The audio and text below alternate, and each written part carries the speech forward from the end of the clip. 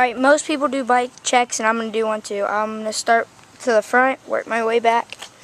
I have We The People all-day grips, donuts, We The People bar ends, brake levers, salt brake cable, front load stem, We The People stock bars, We The People stock forks, stock spokes, and then a double wall salt rim, yeah, and then pitch flow tires, and then I got Versus frame, pretty nice frame. I'm liking it.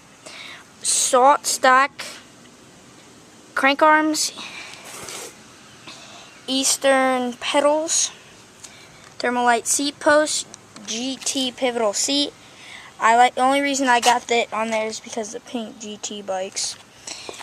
And then I have 25 tooth sprocket, salt, chain, salt.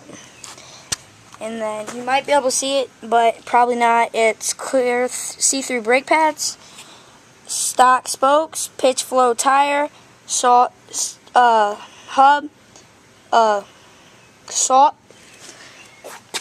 stock salt pegs, and then another salt peg up front. That's it.